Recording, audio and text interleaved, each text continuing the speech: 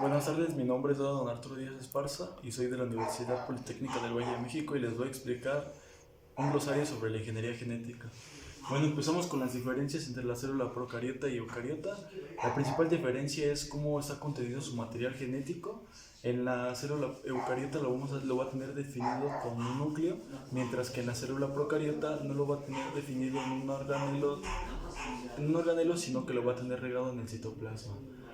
Otra gran diferencia es el tamaño, ya que las células eucariotas llegan a medir 10 veces más que una célula procariota. Entre otras tenemos la parte de la división celular y los organelos que estas contienen. Después siguen las diferencias entre bacterias, virus y levaduras. La principal diferencia de estas es que los virus no pueden reproducirse por sí mismos, sino que necesitan una célula de un organismo para poder realizar esta reproducción, mientras que las bacterias son más grandes y estas pueden reproducirse por sí mismas. Otra gran diferencia es la forma en que estos enferman al huésped.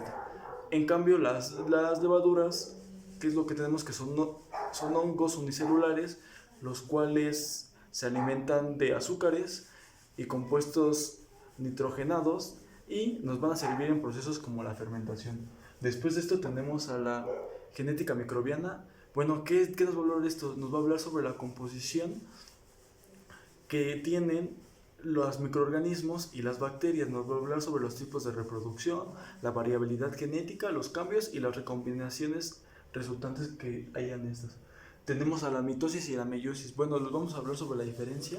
La diferencia entre estos va a ser y va a radicar en la función que va a realizar cada uno. Mientras en la mitosis nos va a servir para la reproducción y la división del núcleo, para que sirva para su crecimiento, su funcionamiento. En la meiosis solamente lo vamos a ocupar para la reproducción de la misma.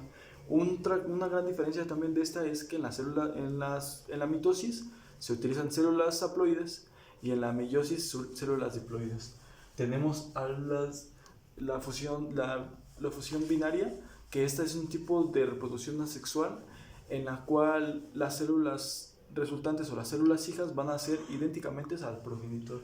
Después tenemos las diferencias entre carbohidratos, lípidos y proteínas, que esta diferencia radica en la forma en la que va a funcionar cada uno. Los carbohidratos nos van a servir para producir y almacenar energía. Los lípidos nos van a servir para almacenar energía y los vamos a ver como hormonas, vitaminas o pigmentos. Y las proteínas van a realizar funciones estructurales muy distintas.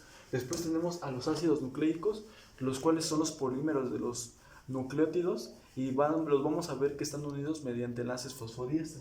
Tenemos al metabolismo. El metabolismo va a ser el que va a llevar a cabo la transformación química del entorno. ¿Cómo va a ser esto? Bueno, va a transformar las moléculas nutrientes a energía.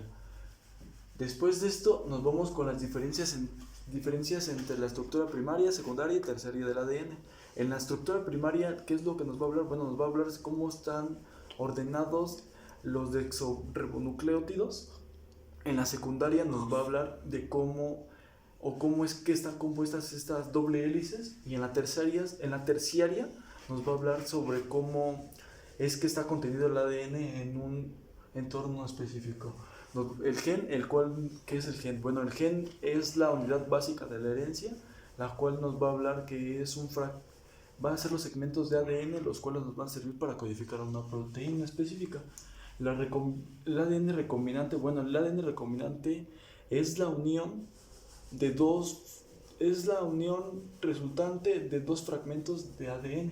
Después tenemos al genoma. El genoma va a ser el material genético de un organismo en particular.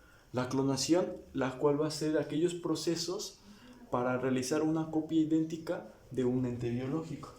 Después tenemos un cultivo celular y un cultivo de tejidos. ¿Cuál va a ser la diferencia? Bueno, esta diferencia va a radicar en la función que vamos a realizar en este cultivo. Como lo vemos en el cultivo de células, lo vamos a llevar para adaptar a sus condiciones, y en el de tejido lo vamos a llevar para la mejora genética de estos tejidos. Tenemos la duplicación semiconsecutiva del ADN. Bueno, ¿esto qué es? Bueno, esta es la duplicación del ADN, es decir, la síntesis de una copia idéntica.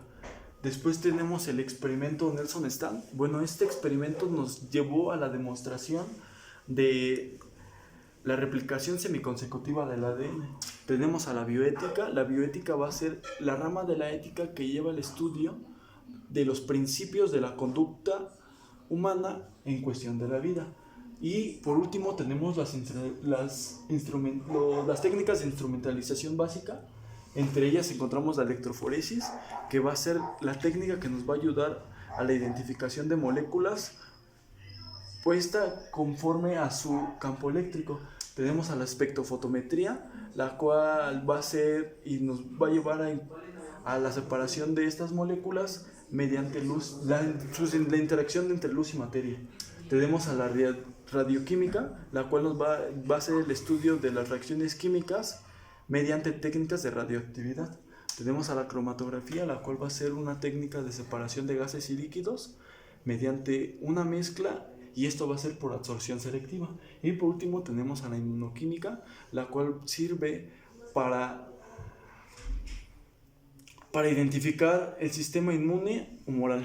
Y por este lado tenemos las referencias que usamos.